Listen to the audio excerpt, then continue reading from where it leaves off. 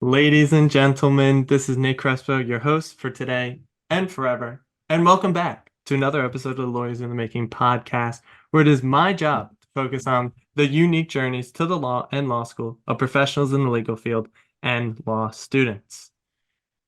As well, this past week, very new, this is new. Check us out, Lawyers in the Making.substack.com. Brand new. You can find us there. All the content, everything about me, everything about the podcast. The Nerve Center, I'll still be posting on LinkedIn and all the other platforms, but lawyersinthe.making.substack.com. But today, let's talk about today's guest because he is amazing and he's a University of Pittsburgh School of Law graduate and currently works as the founder and resident troublemaker at Counsel and as the founder and estates attorney of Purely Estates. He's held past positions as a professional tutor at Revolution Prep and as an attorney at Lewis, Brisbois, Bisgard, and Smith. He is finally the host of his very own podcast, Sonder Union. Very happy to have him on the podcast today. Mr. Owen McGrann, welcome to the podcast. How are we doing today? Nate, it's a good day. Look at you with your Substack, getting all ready and professional. Proud of you, man. Thank you. I appreciate that very much. I really do. But Owen, before we get started, can you introduce yourself to the audience, please? Sure. I'm Owen McGrann. I'm just a guy. Um, I'm an attorney in Pittsburgh. I'm trying my very best not to be an attorney. And yet I own two law firms. And I came up through sort of the big law ranks after I clerked for a year. The clerkship was the best job I will have ever had because I'm never going to have another job, at least working for somebody else. I worked in big law for 7, 8 years, got incredibly ill, had to step away from the practice of law for about 18 months, 24 months, had an organ transplant. And on the other end of that, my wife, who had supported us for most of that time, sort of looked at me and said, Owen, I think that you're healthy enough. Could you maybe start making money again? And the thought of going back to the firms that I had been with just was a non-starter. There was no way that I was going to put myself back in the position that, you know, um, helped exacerbate an underlying genetic issue that I had. And so I said, I think I'm going to open my own firm. And my wife looked me dead in the eye and said, "But Owen, you don't know what the fuck you're doing." And I said, "You're right. I don't know what I'm doing." And to her credit, she said, "I think you should do it anyway." And so it's been 5 years. I'm still in business. I opened another one, so I must be doing something at least not terribly wrong. Well, I love to hear that. And I know already, just off the bat, this is going to be an absolutely fantastic episode because there's so many stories to be told right now, many highs and lows. And I just have to say, I listened to your most recent podcast episode about the unfortunate event that had occurred with you and your wife. And I just have to say, that is so honorable and so admirable for you to do that, to tell such a raw story like that. It's so powerful to tell stories like that because people out there can listen to that, be in the same situation, and be able to know that, even whatever happened, it will be okay in the end. They will make it out in the end. So I just had to say that right off the bat. It was such a powerful episode. And I could even hear the emotions in your voice. It got me a little emotional too, I have to say. And I just have to say, it's a powerful thing, the raw honesty. I love it so much. So I just have to thank you for that first off. Oh, thank you. It was an episode that I hadn't planned on releasing or recording. But for people listening, it was an episode about a miscarriage that my wife and I had in the second trimester 5 years ago. Um, and it's one of those things that people feel very alone in because nobody talks about it, right? It's a pretty common thing for people to have miscarriages and stuff like that, but it's this sort of silent thing where we don't have uh, a, a a vocabulary to talk with people about it just because nobody talks about it. So I decided to talk about it. And not that saying what I do here is any comparable to what you go through, but I try to do the same thing on this podcast, talking to people who've been through law school, who've been through those really tough times, getting down into the books, going through the first law, really, really not sure, all the uncertainty, and even I've asked people about starting a law firm, which we'll get to soon, but all of that and having to go through that, and just like you said, not really know what to do. These stories and experiences are so, so important for people to hear because they can connect it to their own lives. I can connect it to my life too. I gain Right. a lot from these stories and experiences as well because I'm doing the same thing. I remember when I looked myself in the mirror and saying to myself, "Am I really going to start this podcast?" And then think to myself, "Do I know what I'm doing? I don't know." Well, that's the fun of it. Right. And the important thing is, um, to have the courage to just do it anyway, because the trick of it is none of us know what we're doing, right? We're all making it up as we go. There are no hard and fast set rules about how any of this works, right? All of it's been created, which means you can also change it. It's a very true thing. And change is a very, very nice thing we like to talk about here. In terms of skills, we know they're very malleable. We've talked about it before on this podcast. But let's go all the way back. Let's go all the way back to 2003. You Mhm. had graduated from Denison University with a philosophy degree and English. Look at that. I myself am pursuing my philosophy degree right now, as everyone has probably heard on this podcast 30 million times. I won't shut up about it. And I don't really plan on it really. Either. I'm so sorry, everyone, that you have to listen to my philosophy talk sometimes. I think it's valuable, but it's okay. It's not for everyone. But that was back in 2003. I was zero. I hate doing that to people. I really gotta stop. I really got. But, I can't help. I can't help myself. I have come to terms with the fact that I'm no longer a young man. It's okay, right? I am happier now than I ever was, right? So like I'm glad that I was your age at one point, but I'm also glad that I'm not anymore. I keep telling people what age I was when they graduated from college or when they graduated from law school, and I really got to stop it because I feel like, and people are listening are probably like, "Oh my goodness, he was zero in 2003. What year is it?" But I mean no harm from it.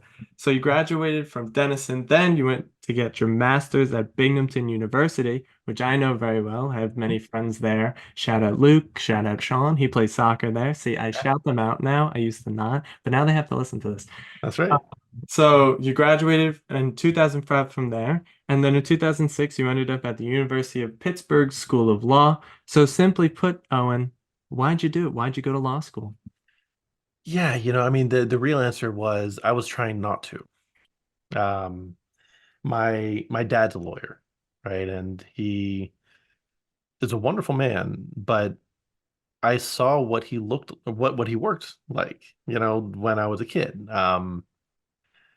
And he worked like an absolute lunatic. And I would see him on fall weekends when Notre Dame played because we would watch Notre Dame together. And that was about the extent of it for probably until I was about 15 or so.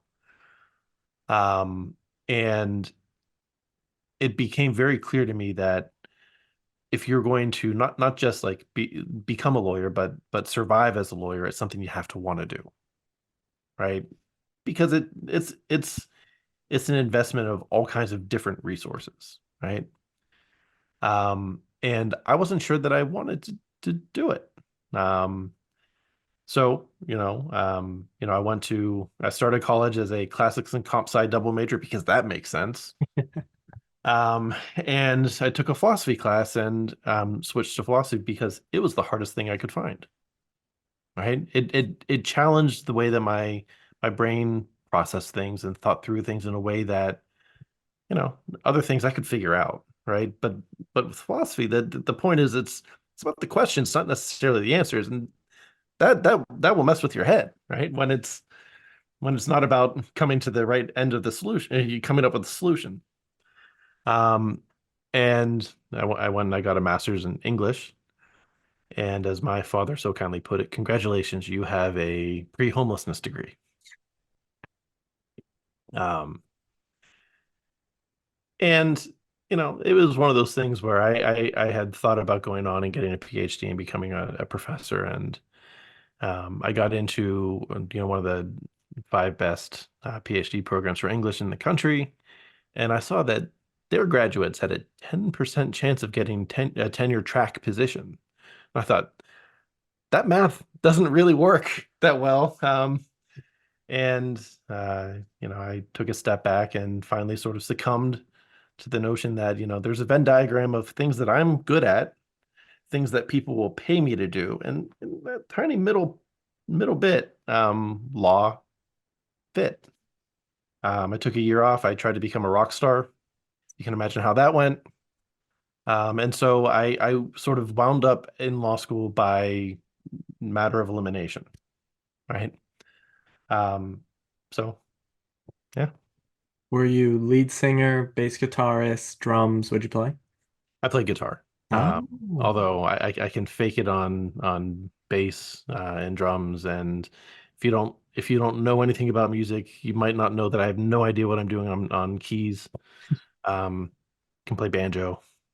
oh, that's cool. I wish I could play banjo, quite honestly. I should do it one day, shouldn't I? You should just pick one up. They're not that expensive. Oh, well, look at that. I might have a new little hobby on my hands here. But let's go to the first year of law, 2006. How was that? How was the first year? People say it's intense. Some people love it. Some people have come on here and been like, this is the best year of my life. But how was it for you? Oh, what lunatic said that? Um, so, I mean, 1L was fine. I kind of knew in some senses what I was getting into just because, my dad, I have an uncle who's an attorney. I have a couple cousins who are attorneys. So I had a sense of what was coming. Um, I had already learned to read, frankly, more complicated and difficult texts than cases and things like that. So within a couple weeks, I figured out how to read cases and figure out what kind of information you needed to parse from them. And so, 1L was a lot of work, but it wasn't necessarily hard. You go to class, my classes started at 7:30, 8 in the morning, and I would study until midnight, right? And I would just do it again and again and again. If you put in the work, you'll do okay. Question is whether it's good for you to do that kind of work, right? So 1L was fine. I kept mostly to myself, which was a mistake. I wish that I would have known at the time that more important than getting good grades was all those people are going to be your referral network when you get out, right? You should probably be nice to them and make friends with them. Um, but it worked out okay. Yeah, I can already see that law school for you was definitely no Heidegger being in time. No, no, no. It wasn't German philosophy. Hegel's nowhere to be found. It was, I mean, as far as case law goes, I mean, Oliver Wendell Holmes is fairly straightforward, American pragmatist, right? So, Well, that's wonderful to hear, and to hear that a philosophy degree does actually help you in some sort of way in terms of the difficulty of the text. mm, I actually just last week had been able to read Being in Time for the first time, and it was a wild ride. it's an adventure. Wasn't really sure what was going on. He just kept talking about being in time and being Dasein and yeah. and keep going back and forth. I'm like, what the hell is going on here? But before the podcast, we were chatting, and or no, actually not before the podcast. I think you said this, but your judicial clerkship, right, or in your 3L year with the Honorable R. Stanton Weddick. Can you talk about that experience? You said it was one of your favorite jobs. Tell us a little Yeah. bit about it. Yeah, so you were young enough, you probably don't remember all that well, that in 2009 the economy cratered, right? So I graduated right into the teeth of that shitstorm. And I was very lucky that I got this clerkship with Judge Weddick, who to this day is a close friend of mine. He officiated my wedding actually. So Judge Weddick in Pennsylvania, he was a state court judge, but he was the sort of dean of Pennsylvania trial court judges. He literally wrote the rules of discovery in Pennsylvania, and widely sort of revered in a lot of senses. Um, he was that kind of old school, genteel, like Atticus Finch kind of person, right? Where, you know, he had a sense of nobility to him that you don't often come across, right? And it was really important. And we would sit and talk books, right? Because he was a book lover, and then, for my birthday, he gave me, theater tickets. He was that kind of guy, right? Um, but it was very important for him that his clerks weren't just there to run the courtroom and swear people in and do all that kind of stuff, but we were there to get an education, right? And, in my year with Weddick, saw basically every litigator in Pittsburgh come through. He handled the complex court in Pittsburgh, right? So we had some of the best lawyers from New York and Chicago, and every major metropolitan area would come through because Pittsburgh is just large enough that you get that kind of traffic. And the thing that was most beneficial was, I went in thinking, okay, I'm going to learn how to do it, right? But what I came out with was learning how not to do it, right? And recognizing that the way you do it has to be your way to do it, because there's any number of different ways that you can appear in court and be very, very compelling and successful and all that kind of stuff. But if you try to be somebody else, it's obvious right away, right? If you are trying to step into somebody else and inhabit the personality or the temperament of somebody that you're not, boy, you're going to fall flat on your face real fast. And so it gave me, back, I don't litigate anymore, but when I did, it gave me the courage to just sort of be myself, that I didn't have to be over the top or flamboyant about what I did. That, if I speak to the jury the same way that I'm speaking with you right now, you can build a really, really good relationship because you're speaking normally to them. You're just building a relationship, and by the end, they're trusting you because you are simply leveling up with them.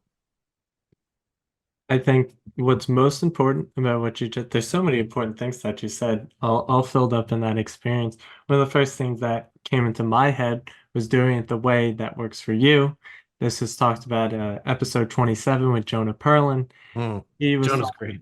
he was talking about the certain processes that went into studying and building your own processes and being able to formulate it in a way that is right for you, that works for you, Mm. not if it just works for someone else, it will work for you because in the Right. end, that's not really how it works.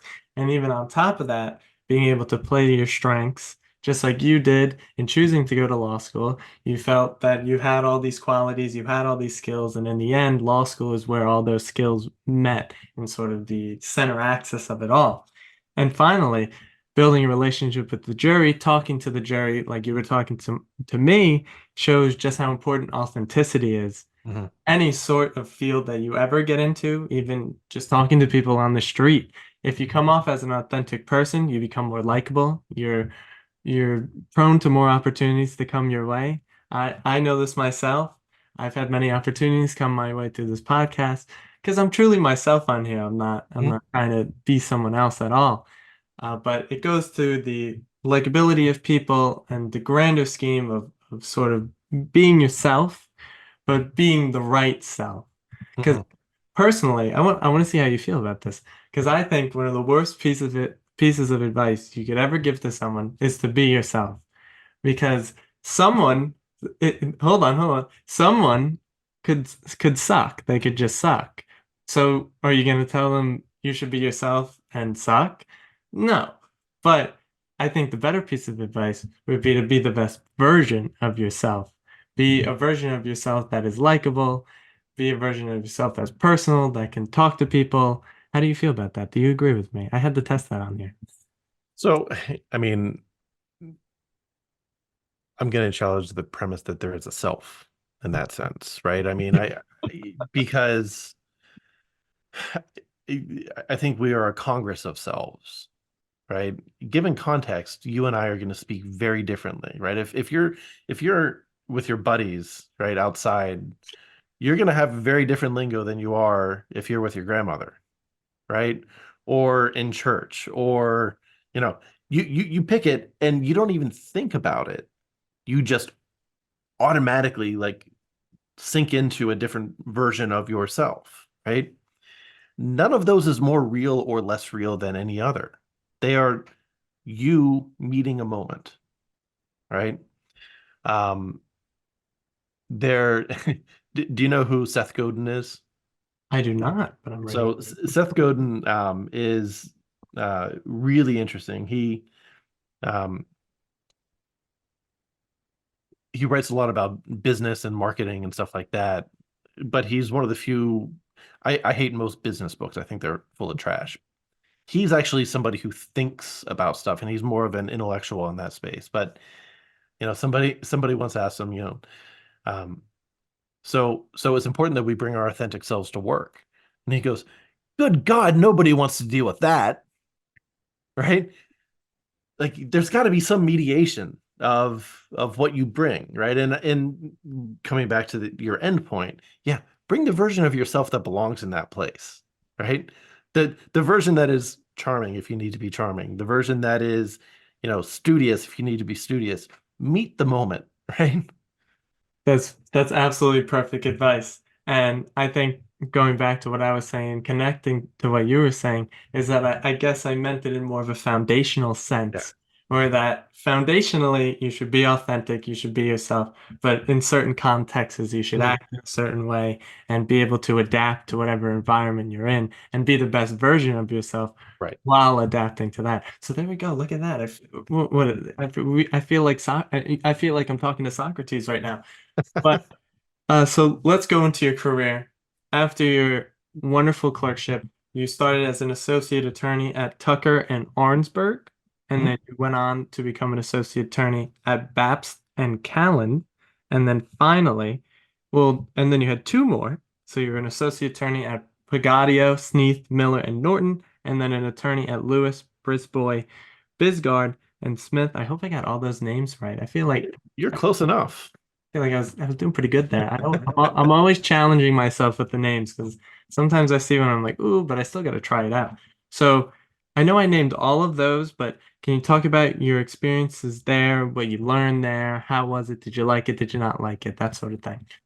Yeah. So, I mean, one of the things that I learned um, throughout all of that um, is that I'm a bad employee. Um, I don't do well with top-down authority, and law firms are pyramid schemes. And I say that with intent. Um, there's, I don't mean to say anything negative about any of those firms because they're all very, very good firms, right? Lewis Brisbois had a bit of a kerfuffle with a breakaway that happened at the end of last year where there was a couple partners that left and started a new firm. I never knew any of these people. They were out in LA, but turned out to be massive racists and you know you know real problems with women, and it was ugly.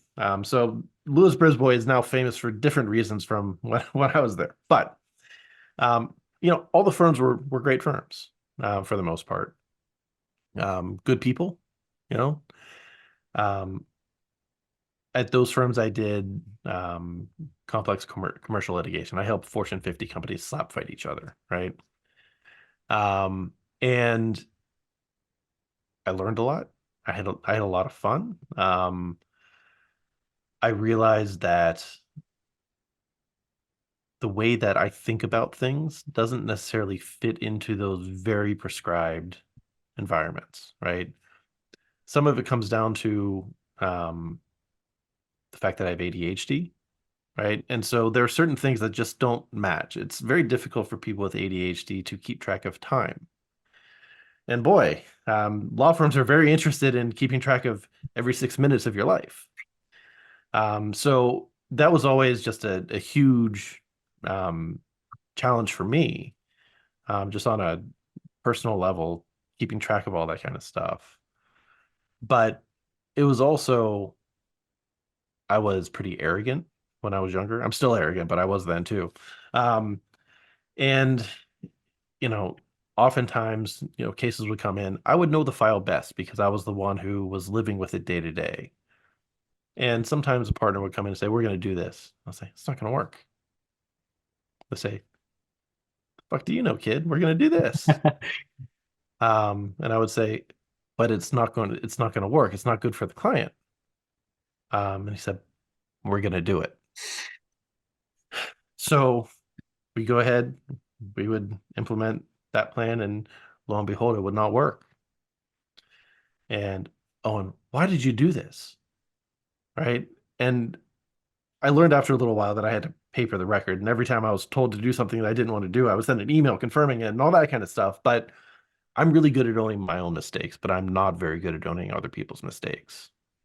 And I became admittedly fairly difficult to work with because of that. And one of the takeaways was I could be very, very good at certain aspects of being a lawyer in a firm. Um, but I'm much better at owning my own thing and sort of going that route. I caused fewer people headaches when I'm in charge. So I have to ask from those sort of experiences working in the sort of big law setting, how did something like responsibility kind of, I guess, formulate in your head and then evolve over time of what your sort of definition of responsibility was? Because it seems like you experienced it a lot, you've talked about it a lot, but you're going into deeper detail of how that sort of evolved your viewpoint on what it means to be responsible for something that you do in the world. Yeah. Well, I mean, in the in the context of representing clients, right? You have fiduciary responsibilities. You've got pretty hardcore, you know, I, I joke to people, so what do you do for a living? I'm a professional secret keeper. Um, there are there are a lot of things that I know that my wife has never heard come out of my mouth, right? Because I've got these attorney-client duties, right? And you have an extraordinarily high bar of responsibility to the people that entrust you with their problems or their opportunities. Um, it can be excruciating when you feel that responsibility, and because of supervisors, you are told to breach what you feel to be the responsibility to a client, right? Where um, you might not be committing malpractice or doing something unethical, but it's not going to get the work done or get uh, the result that is going to benefit a client, right? And there can be once you start getting that fissure of your sense of responsibility with your ability to really deliver on that, um, it really uh, it took a toll on me in a lot of ways. And now there's I mess up still. Don't get me wrong, right? Things don't always go perfectly for my clients or me. But I know that if something happens, it's because of a decision that I made or made in conjunction with a client, and I'm okay with that, right? I can own that. Yeah, that's such an important point too. And just to connect it to something else, so you sort of tipped me off in my head here. It's not philosophical, I'm sorry. But I recently have been listening to some podcasts. One of my favorite podcasts out right now, it's called Founders Mm, by David Sonera, and he basically goes through entrepreneurs of the past and reads through their biographies and does hour to 2 hour episodes on them. And something that stuck with me was Tom Thomas Edison mhm. when creating the light, as well as Dyson, the guy who created Mm. the Dyson vacuums. He utilized the sort of Edison sort of Factory framework model. Right. when figuring out how to make a product and how to perfect a product, you don't, when you're doing experiments of trying out the vacuum and it doesn't work, you don't change the whole thing. You change a little thing and then a little That's thing and right. a little thing so you could figure out what the root of it. Hmm. And I think in the big law setting, what sort of idea that I've gotten just through all the podcasts is sort of the pinning of responsibility and sort of what's the cause of this issue is very hard to be found. Whereas when you go on the entrepreneurial route, just like yourself, and you have your own law firms, you Hmm. can see where the problem is very quickly. Yeah, Oh, it's this and this happened, and there's a problem. Okay, so I could sort of trace it back. And I think that's a really important point to put out there because it connects, as we saw, even in invention and even in work, it connects across all sorts of things that you do in your life. And I think it's such an important point to get across. But from here, I have to ask because I know you said before you had an organ transplant, which is pretty crazy, and mhm. sort of led to the end of your time in Big Law. So you seem like a very honest guy already. So I would see you would have no problem sort of telling the story. So can you tell me about your experience having this organ transplant, going through this experience? Not to get all, doom and gloomy, but once again, I think these experiences are powerful and they're very important for people to hear because someone out there can relate. And it's a wonderful thing when you can relate to someone. Yeah. So, I was born with a genetically defective liver. Um, didn't really know this because livers are kind of magical organs where they repair themselves and they're really resilient.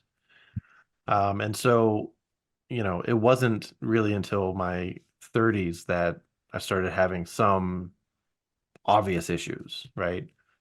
Um, you know, I was a lawyer, I drank a little bit, not, you know, when you have a broken organ, right? Any amount of distress exacerbates it like crazy.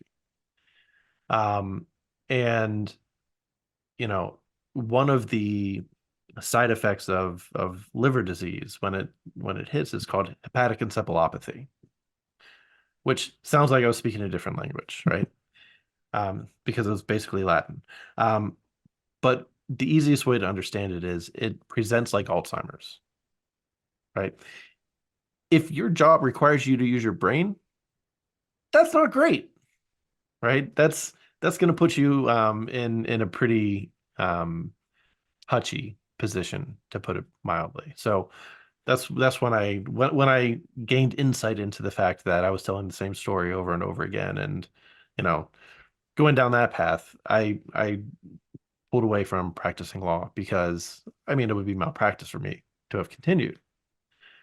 Um, now the thing the thing is when you start building the muscle for work, right? You can't just suddenly stop because everything about you it's like purpose has just been ripped away and everything is done, right? And in some ways, the most difficult thing for me throughout that process leading up to the transplant wasn't the fact that I felt like shit, that, I was exhausted all the time, that I had to take really, really nasty medication that I don't recommend the side effects to anybody. It was that when I woke up in the morning, I didn't have, you know, work that was going to help somebody, that I didn't have, some purpose that was beyond getting through the day and eating the food that I had to stay alive and then going to sleep, right? All of those things were tremendously difficult at the time, right? But it was the lack of having purpose that was just the most difficult aspect of any of that. Um, which is you mentioned when you were going through my positions, that's when I started tutoring. Because apparently with an adult mind I could still tutor the SAT. Um, and that helped, right? Because I was able to help a number of kids. I helped a couple of kids with the LSAT. Um, although, again, the difference there, I had one student that I helped after my transplant. I was helping kids on the LSAT, right? The kid after the LSAT got a perfect. I was like, oh, maybe something changed here. One of these things is not like the other.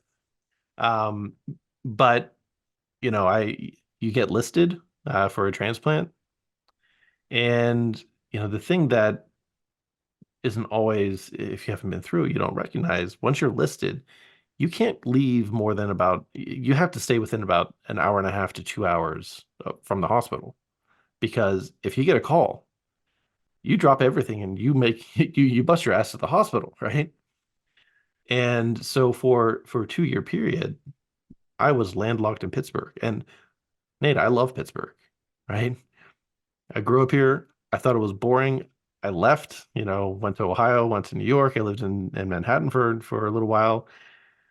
Came back and said, this isn't the city that I remember. But so I love Pittsburgh, but not ever being able to leave and feeling sort of, you know, with an ankle chain around, was tough. My favorite place on earth, my family has a place up by you at Lake George. I wasn't able to go there, right? And so it was as though, when you're younger, you work and work to build out the map, right? The map of your life expands as you gain more knowledge and get more experience and go new places. And you build out the map. And all of a sudden my map was coming crashing into this little tiny center, in the middle of it where I was dormant. Um, I got a transplant on January 22nd, 2020, which is a pretty interesting time to become immunocompromised if you think about what happened 2 months later, right? Um, After you get a transplant, there are a couple things that happen. You know, One, you basically have to stay inside for a year because you can get sick incredibly easily, right? At that point, I basically had no immune system. Um, Turned out that I decided the rest of you were going to stay at home with me that year. And I called it in a favor, and what can I say? Um, but you start really appreciating things in a way that you never would have unless you have faced, a moment where, your brain is literally leaving you and you're wondering if you will ever be a full human again, and you know, after the transplant, it was like my brain just turned on. And I didn't realize how muted it had become. And so, in the process of learning to walk upright again, because I had staples like almost from here all the way down to my hips, in a Mercedes symbol. Um, Learning to walk again without it just being achingly painful. It was also, okay, now what am I going to do with the gift of the rest of my life? Right? Because I wasn't sure I was going to get it. Um, and it's a moment where you realize I'm not going to waste a single second doing something for somebody else that has no meaning to me. Right. And so in that moment, you can get both very selfish and very generous at the same time because you figure out here are the ways that I can behave that are incredibly meaningful to me that can have the broadest impact on other people at the same time. You get very focused in that way. And so um, I don't recommend having to go through the sickness in an organ transplant to have that kind of, revelation. But I'm glad that I did.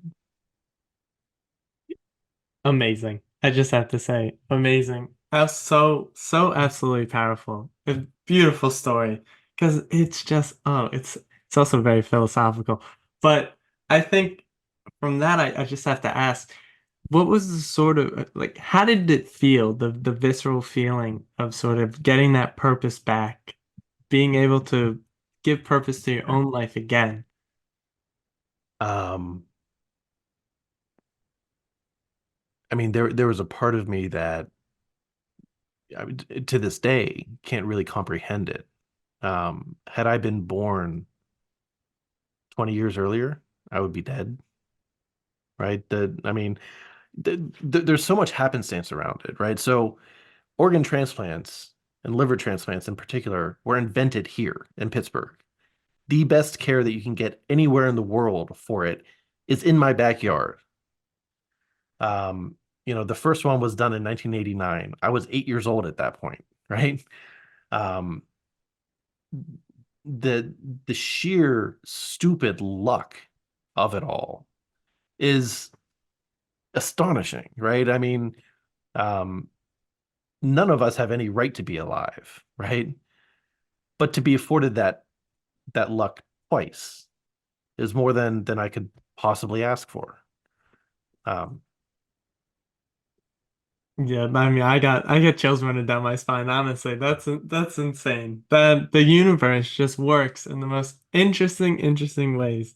The fact that a liver transplant was created where you're from, and then you ended up having a liver transplant in that same exact place. That is amazing. That is isn't it? amazing. Yeah. That it's so interesting. Everything is so interesting, but that is amazing. I just have to say. I am ecstatic right now because it's just so lovely. I love the way the universe works sometimes. It's just an amazing thing because you really do. What you put out there in the world comes back to you in some way, shape, or form. Mhm. And you exemplify the perfect story of that. Oh, amazing. But let's talk about what you do now. So, Sure. you're the founder and resident troublemaker. I'll say it again, resident troublemaker at Seed Counsel.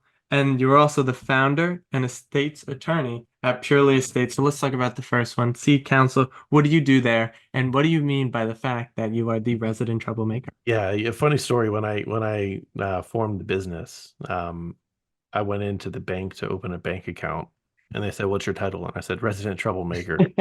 And they said, "No, seriously, what are you, the manager? Are you the CEO?" And I said, "I am the resident troublemaker." And the, we can't we can't open a bank account. And I pulled out the operating agreement for the company where I specifically defined my role as, and they said, "Really?" I said, "Open the account." So, the part of my mission in both firms, but especially in Seed Counsel, is to create a law firm that feels absolutely nothing like a law firm. That isn't a place where people, cringe when they think about, interacting with an attorney or things like that. Um, One of the things that I found utterly baffling at first, and then I sort of understood because, I'll get a lot of people who are not attorneys seem to think that attorneys have magical powers, that we are somehow scary, intimidating, um, people who are powerful, right? Um, I'm just a dude, right? Um, I can use really, really complicated highfalutin language to make myself sound more important and smarter than I actually am. And when I learned just through living through law firms and working with clients and how other attorneys interacted with clients, I realized that the reason that people are scared of us is because we want them to be, and that we use all of this language and the suits and all of that kind of stuff as a way to put a barrier between us and the clients. I think a lot of that is to try to protect ourselves, right? To try to insulate ourselves from certain criticism or questioning from clients. But I view my role as so when I was still litigating, this this is connected. When I was litigating, um, a partner came to me and said, "You know what your problem is, Owen?" And I was like, "Oh wow, with that tone of voice, I can't wait to hear." And he said, "You think that that your job is to solve problems?" And I said, "That is true. I think my job is to solve problems." Um, he thought my job was to bill hours, but I thought my job was to solve problems, and I still do, right? And I am better at solving problems if I have clients that will speak to me like a normal human being without being afraid of something or worrying about how long they're talking with me and how many point ones are going to start adding up into hundreds of dollars. Part of what I've done with my firm is to try to take away all of that baggage and to just put us at the same table and say, all right, what's going on? Let's talk about it. We'll get through it. It's okay. That's Um, yeah. it, And so the troublemaker aspect is more geared toward disrupting the way that law is typically practiced, as opposed to, I mean, sure, I will conspire with clients and I will, do all that kind of stuff, but it's more, let's try to do this in a way that's more human, that is more centered in problem solving and getting us from where we are right now, and depending on the situation, alleviating a pain, right? Or seizing an opportunity that's exciting. Let's just go do it. I think it's a wonderful thing that you're doing because you're pulling back the veil a little bit. You're pulling up the curtain a little bit. And I'd just like to say, I have spoken to a couple of attorneys before. They're not powerful people. They're not scary people. They're actually very, very nice. Yeah, a lot of us are, right? But the profession as a whole doesn't want to let people in. I find that attorneys are often very creative people, very intellectually interested people. Um, but the profession stifles a lot of that. You don't want to be creative. You want to do the same thing that we've always done, using the same template or precedent. And, you know, why break something that's not broken? It's a rigid system, but it's very old system as well. It And is. that also could come into things. It is the tradition.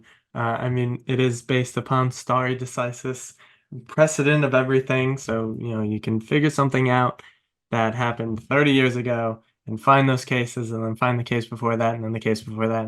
And I haven't done that yet. Hopefully I will be soon, but Yeah. Well, I, look at you dropping the Latin. but let's talk about the other thing that you do, founder and estates attorney at Purely Estates. So what do you do there? And Yeah, so that's an estate planning firm. So before I had my transplant, the moment when I realized that I was well and truly fucked, I had because of some of the medication I was taking and because of the condition, I had an ulcer in my upper duodenum that was right next to a blood vessel. The blood vessel burst through the ulcer and flooded my stomach with blood. So, um, dear listeners, if you ever start vomiting blood, just go to the ER, right? Don't wait around and say, maybe it'll get better. Don't call your wife who is a physician and say, hey, this is happening. What should I do? Right? Just go. Just go to the hospital. It's not good.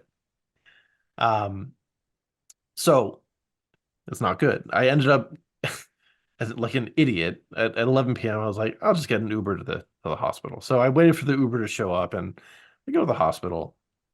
Um, and the next day, they went through a couple of different procedures that often work for repairing that kind of thing. None of them worked.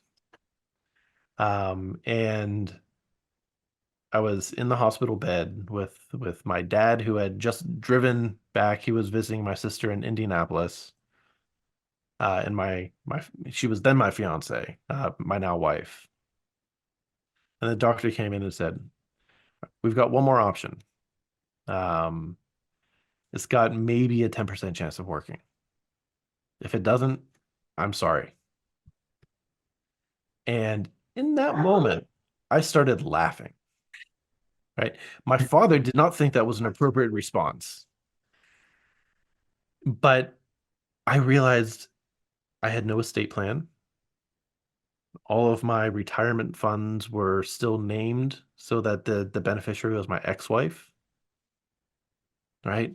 And don't get me wrong, my ex-wife is wonderful. She's a wonderful lady.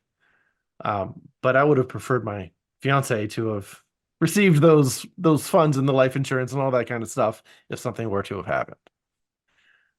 And I realized that there were probably a lot of people who, in the back of their head, know that estate planning is important.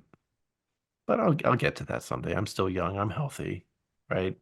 I don't have kids yet. When I have kids, I'll do it. Or, and we come up with lots of reasons not to do it because if we're to be honest, most of us don't like to think about our own deaths, or things that revolve around that.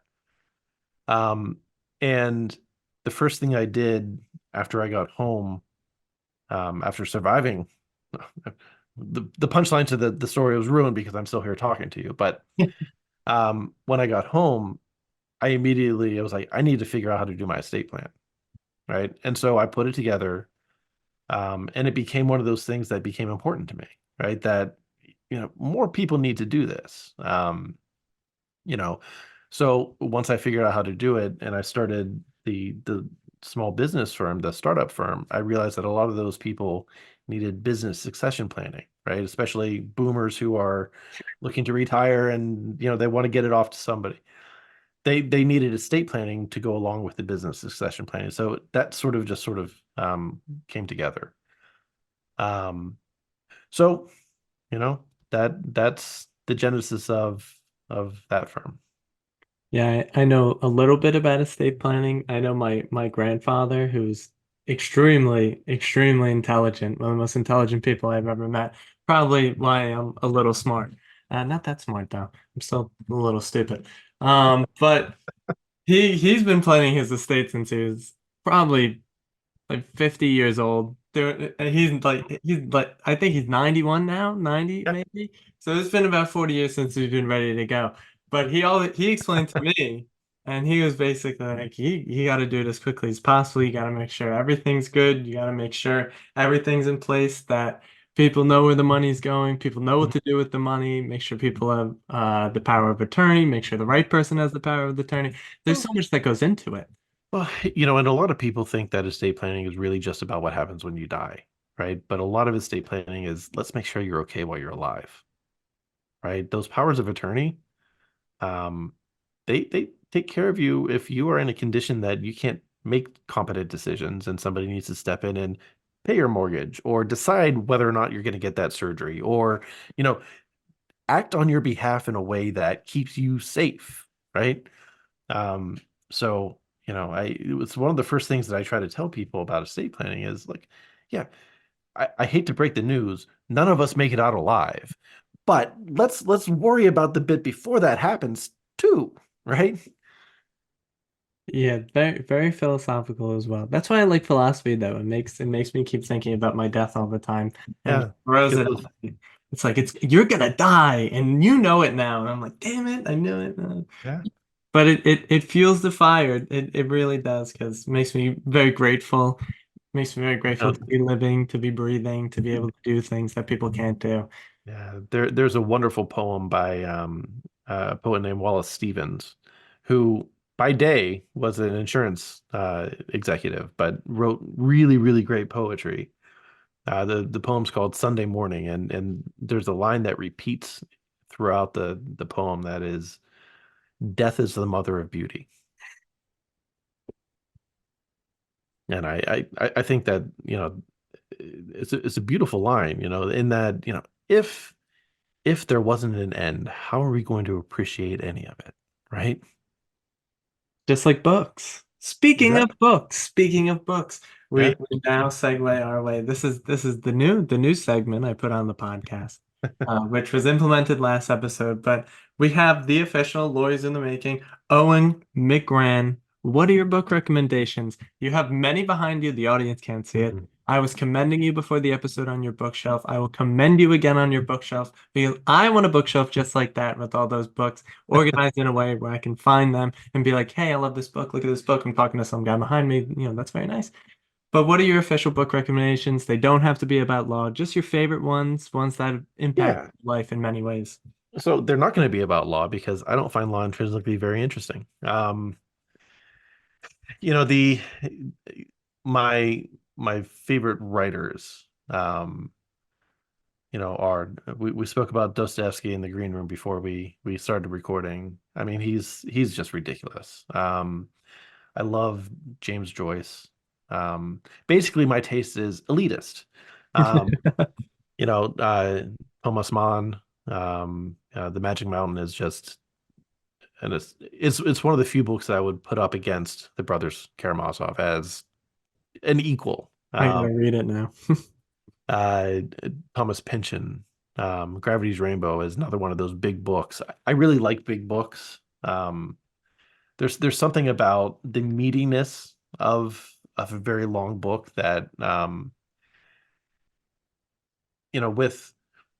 with big books, you have to accept the fact that the length is a quality of itself, right? Where it's not going to be a fast or a quick thing. You have to settle into it and just sort of live with it for a little while. And there's something about the dedication that you have to say, I'm in this for the long haul with the book. Um, uh, I love Parade's End by Ford Maddox Ford. Um, you know, I don't know.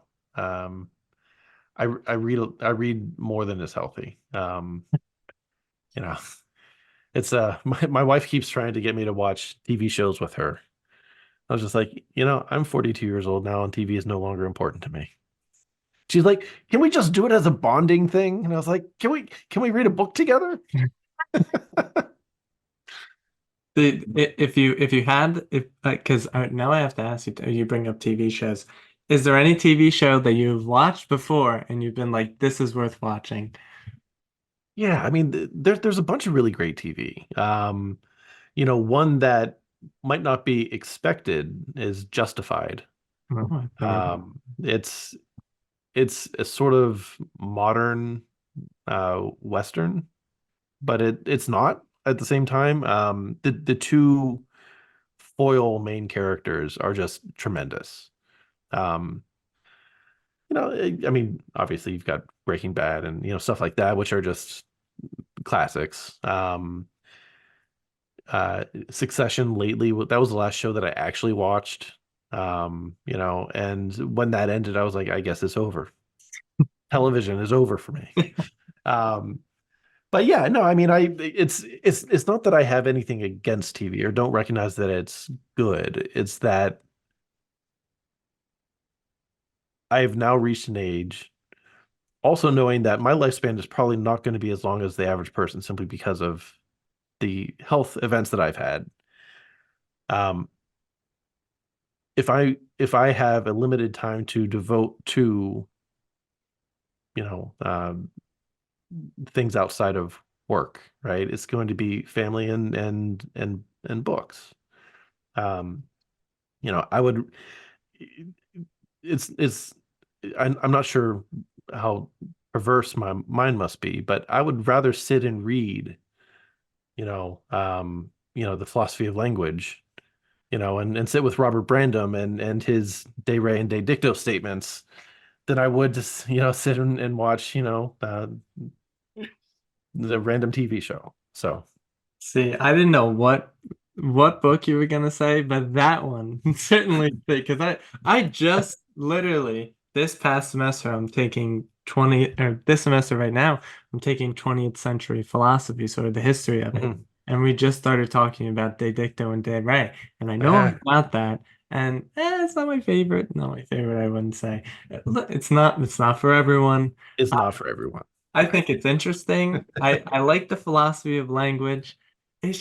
Sometimes it gets a little dry, it gets a little It is. It's very it's very technical. circular as Yeah, well. People are just talking about the same thing after a while. It's like, okay, I get the point.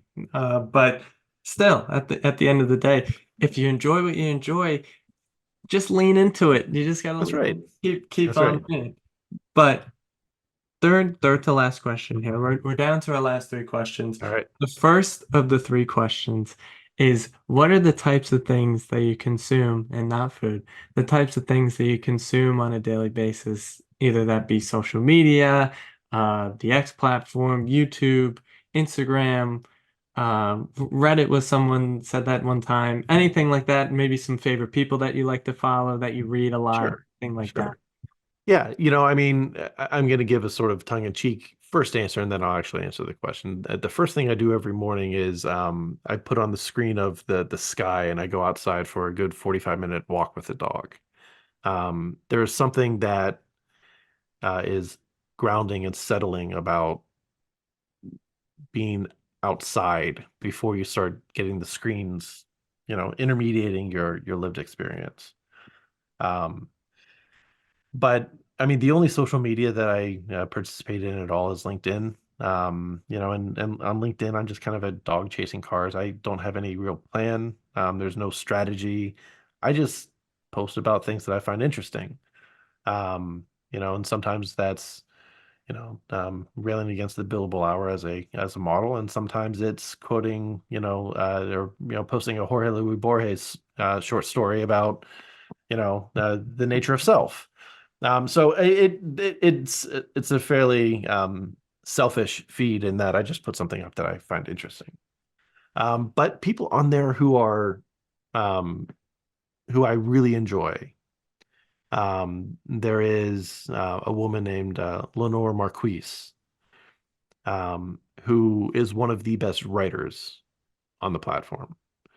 She she will post little stories that are like bombs, right? Like you start them, and you're like, oh, this is cute. And then at the end, you're like, somebody just ripped out my heart and stepped on it. I don't know what happened, but I'm gonna go cry in the corner for a little while. She's excellent. Tony Albrecht, um, Paul Watkins is an Aussie, not a lawyer. Um, I just had him on my podcast. He's a really fascinating guy. He's the kind of person who decides that he's going to go run a 60 or 630-kilometer race in the Arctic Circle in the middle of winter, right? Because one does. Um, Other people, Miller Leonard, um, Pat Veu, um, uh, Chris Waldheims is very interesting. I mean, there are a bunch of people who are really good. I find most of LinkedIn to be drivel, but I mean, 90% of everything is trash, right? You find that 10%, and that stuff is really, really worthwhile. I hope I'm in the 10. You are now. You are now, Nate.